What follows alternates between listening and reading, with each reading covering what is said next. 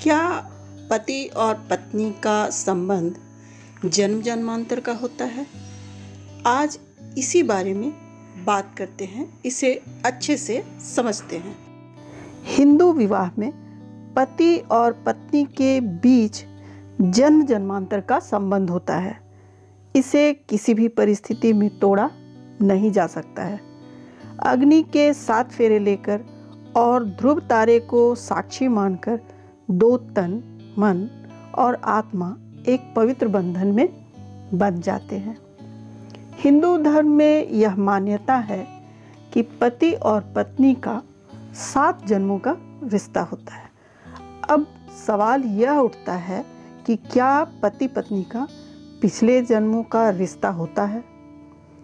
आखिर यह मान्यता कैसे स्थापित हुई, इसे समझते हैं। सबसे पहला है कि हिंदू धर्म में 7 फेरे और 7 वचन का प्रचलन है।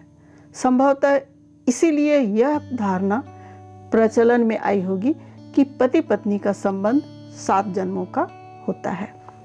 दूसरा है, हिंदू धर्म में तलाक और लिव इन रिलेशनशिप जैसी बुराई के लिए कोई जगह नहीं है। इसी कारण यह मान्यता भी दृढ़ होती है कि एक बार जिस व्यक्ति से किसी का विवाह हो जाता है तो मृत्यु पर्यंत यानी मरने तक ये जारी रहता है। तीसरा है कि पुनर्जन्म का जो सिद्धांत है हमारे रिश्तों, संबंधों आदि के साथ एक चक्र के रूप में चलता रहा है। कोई मित्र हो, कोई शत्रु हो या कोई प्रेमी, कोई पति है तो कोई पत्नी, कोई माता या पिता तो कोई भाई या बहन। ज्योतिष के अनुसार कुंडली में ऐसे कई योग होते हैं जिनसे ये पता चलता है कि आपका पुत्र या पुत्री या आपकी पत्नी आपके पिछले जन्म में उनसे आपका क्या रिश्ता था। चौथा है, चित्त की गति से होता है। ये पुनर्मिलन जो है परिवार के पूर्ण सहमति से किए गए ब्रह्म विवाह से संपन्न विवाह में प्रेम, विश्वास, समर्पण, अपनत्व, सम्मान और रिश्तों की अहमियत को समझा जाता है। जब ऐसे संस्कारी पति और पत्नी का चित्त एक दूसरे के लिए गति करता है, काम करता है, वे एक दूसरे से प्रेम करते हैं, अनुराग करते हैं और आसक्ति से भर जाते हैं, तब उनका इस जन्म में तो क्या अगले जन्म में भी अलग होना संभव नहीं होता है। चित्त की वह गति ही उन्हें पुनः एक कर देती है। जब 2 स्त्री पुरुष एक दूसरे से बहुत प्यार करते हैं तो निश्चित ही यह प्रेम उन्हें अगले जन्म में पुनः किसी न किसी रूप में फिर से एक कर देता है। ये सभी चीज़ें प्रकृति ही प्रदत्त करती है। जैसी मति वैसी ही गति, यानी जैसी गति वैसा ही जन्म। अब 5वां समझते हैं। भगवान शिव अपनी पत्नी सती से इतना प्रेम करते थे कि उनके बगैर वो एक पल नहीं रह पाते थे। इसी तरह माता सती भी अपने पति शिव के प्रति इतने प्रेम से भरी थी कि वे अपने पिता के यज्ञ में उनका अपमान सहन नहीं कर पाई और उन्होंने आत्मदाह कर लिया। लेकिन यह प्रेम ही था जिसने सती को अगले जन्म में पुनः शिव जी से मिला दिया। वे पार्वती के रूप में जन्म ली और अंततः उन्हें अपने पिछले जन्म की यादें ताजा हो गई। वे भगवान शिव तो अंतर्यामी हैं, वो तो सब जानते ही थी, इसलिए वो शिव को प्राप्त कर ली। जो छठा है कि हिंदू विवाह में पति और पत्नी के बीच में जन्म जन्मांतर का संबंध होता है, जिसे किसी भी परिस्थिति में तोड़ा नहीं जा सकता है। अग्नि के 7 फेरे लेकर और ध्रुव तारे को साक्षी मानकर 2 तन और मन और आत्मा एक पवित्र बंधन में बंध जाते हैं। हिंदू विवाह में पति और पत्नी के बीच में शारीरिक संबंध से ज़्यादा आत्मीय संबंध जो होता है वो महत्वपूर्ण है। ये संबंध धार्मिक रीति से किए गए विवाह और उस विवाह में जो वचन और फेरों को ध्यान में रखने तथा विश्वास को हासिल करने से कायम होते हैं। जिस व्यक्ति ने अपने जीवन में बचपन में धर्म, अध्यात्म और दर्शन का अध्ययन नहीं किया है, उसके लिए विवाह एक संस्कार मात्र ही होता है। हिंदू धर्म के अनुसार विवाह एक अनुबंध या समझौता नहीं है, बल्कि भली भांति सोच समझकर ज्योतिषीय आधार पर प्रारब्ध और वर्तमान को जानकर तय किया गया एक आत्मिक रिश्ता होता है। सातवां है आपकी पत्नी।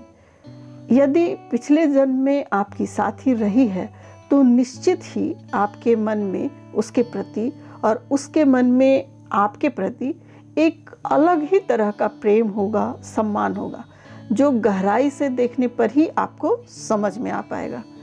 इस भागम भाग की जिंदगी में थोड़ा सा समय निकालकर आप अपनी पत्नी या पति की आंखों में झांक कर देखिए। आठवां है, कई बार एक बार में ही देखने पर किसी स्त्री या पुरुष के प्रति जीवन में अजीब सा प्रेम और आकर्षण पैदा हो जाता है। कई बार किसी को देखने या उसके प्रति अपने प्रति घृणा उत्पन्न होती है। हिंदू धर्म के अनुसार हमारे चित्त या अंतःकरण में लाखों जन्मों की स्मृतियां संरक्षित होती हैं। वे हमें स्पष्ट तौर पर समझ में तो नहीं आता है, लेकिन उस स्मृति के होने से ही हम किसी व्यक्ति या जगह को जो कि पूर्व में देखा गया मानते हैं, जबकि हम किसी व्यक्ति से पहली बार मिलते हैं या फिर किसी ऐसी जगह पर पहली बार गए हों, फिर भी हमें वो जाने पहचाने व्यक्ति लगते हैं। व्यक्ति का चेहरा भले ही बदल गया हो, लेकिन उसे देखकर, उससे मिलकर एक अजीब सा एहसास हो जाता है। कई बार हमारे संबंध इतने गहरे हो जाते हैं कि हम उसी के साथ जीवन गुजारना चाहते हैं, लेकिन फिर भी इस बारे में यह सोचा जाना जरूरी है कि हमारे मन में किसी व्यक्ति के प्रति आकर्षण क्यों उपजा। नौवां है कि हमारे चित्त के अंदर 4 प्रकार के मन होते हैं। एक चेतन मन, दूसरा अचेतन मन और तीसरा अवचेतन मन, और जो चौथा होता है वह होता है सामूहिक मन। अवचेतन मन को ब्रह्मांडीय मन भी कहते हैं, जिसमें हमारे अगले पिछले सभी जन्मों की स्मृतियां और संचित कर्म रहते हैं। जब हम किसी ऐसे व्यक्ति से मिलते हैं जो हमारे पिछले जन्म का साथी था, तो हम उसके संपर्क में आते ही उससे हमारा चित्त जुड़ जाता है।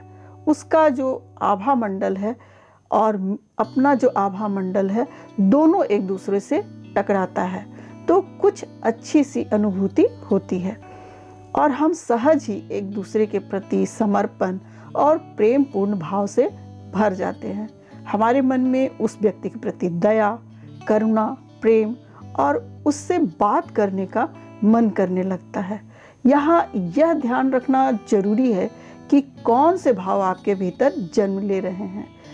कहीं वो केवल महज शारीरिक सुंदरता के कारण कोई आकर्षण तो नहीं है, तो ये भी देखना बहुत ज़रूरी है।